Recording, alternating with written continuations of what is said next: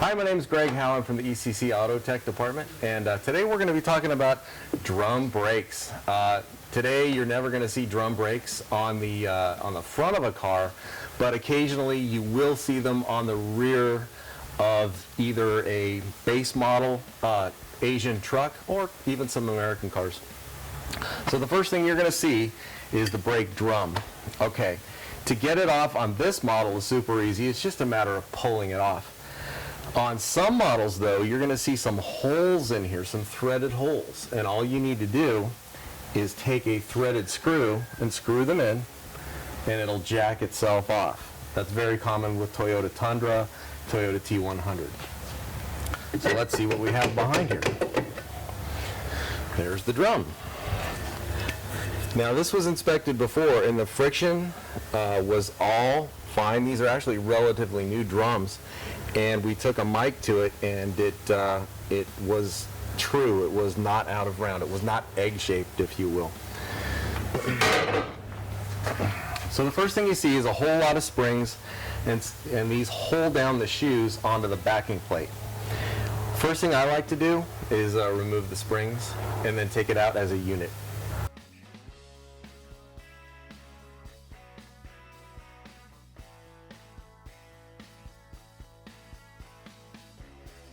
First thing I like to do is start taking off springs, and I like to take it out as one unit. We will leave the back spring installed as we take it out, and then I like to keep all my parts very nice and organized.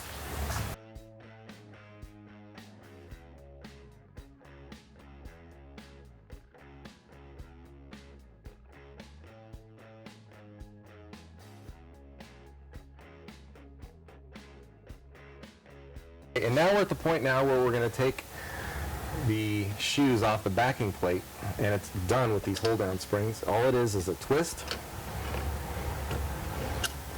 and they come off, and then you remove the pins out the back.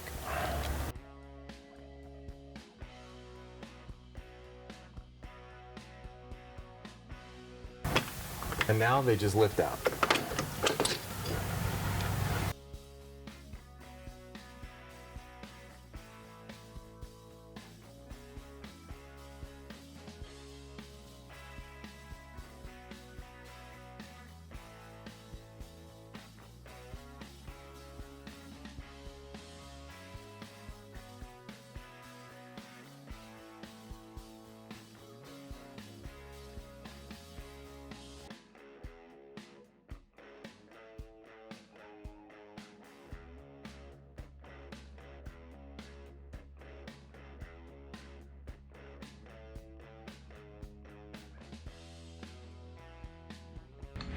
So always remember to get these little lift up guys.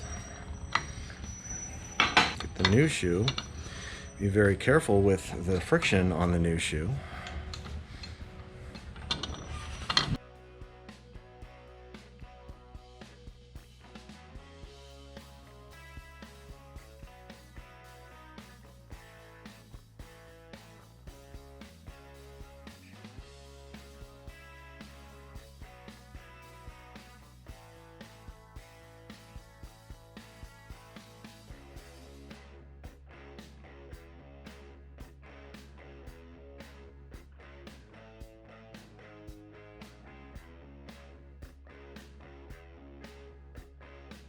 And that's how you get the sea washer in. So now you have some nice smooth action.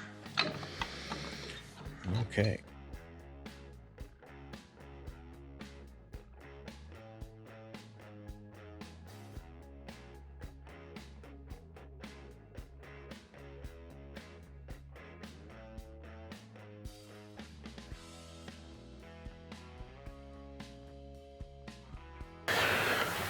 So we're at a point now where I like to use a little bit of grease on the backing plates before you get anything back in there. Putting grease on the backing plates ensures that you're not making squeaking noises, knocking noises as the shoes do their work.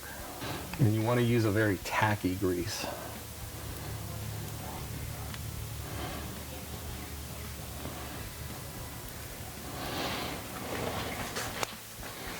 And one of the best pieces of advice I can give you is before you start disassembling everything, take a photo of how it's supposed to go back together, or refer to the other side if you haven't taken it apart yet.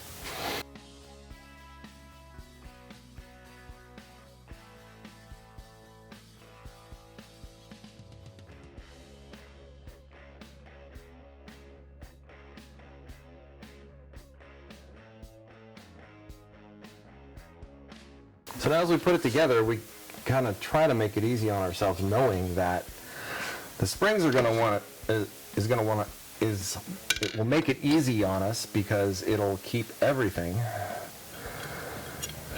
held down and together.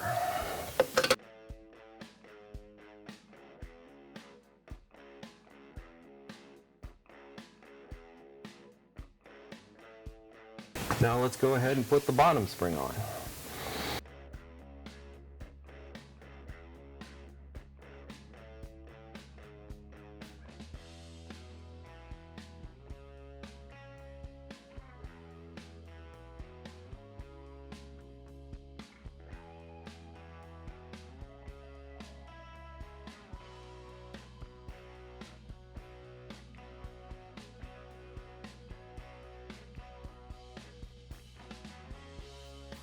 Okay, so we've got both springs front and back. The adjuster assembly is all in, and then the bottom string is on. It's all being held together. These wheel cylinders are relatively new. I know I put them on myself, otherwise I'd be recommending to change things because sometimes they, depending on what part of the country you live in, they get very rusty, as do the backing plates. And now we're ready to hold it all down together. So just like I took these off, put the hold down pins in. Next is the spring.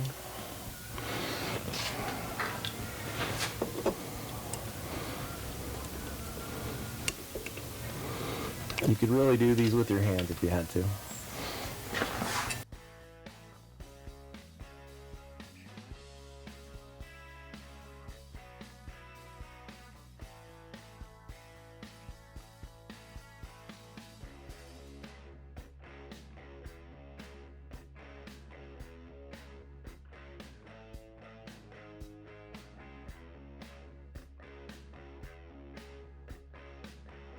Okay, now I like giving it a final motion check, making sure that the wheel cylinder ends are on the part of the shoes where they're supposed to be, and they are. Make sure your friction material is clean. Believe it or not, I didn't touch it at all. Your spring's in the right place, your bottom of your shoe's in the right place, parking brake is in.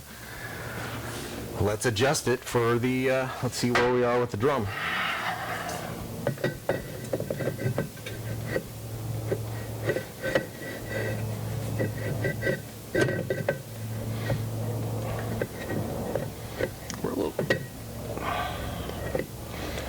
We're a little large right now, so we're going to take some size out of that.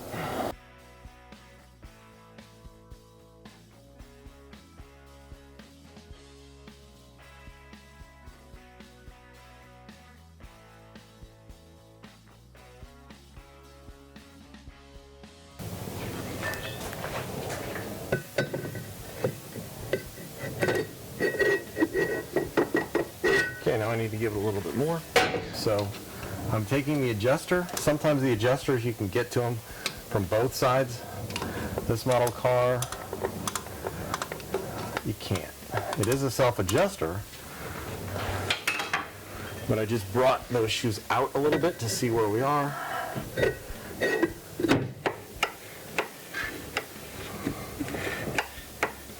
doesn't happen like that all the time, but I got it right because I'm hearing enough friction and it's turning fine. So that's how you do a set of drum brakes. Always remember to consult your data that the manufacturer gives you. And the best piece of advice I can give you is to take a photo of the way it came apart and then put it back exactly the same. You just need to do it a few times to get a little practice.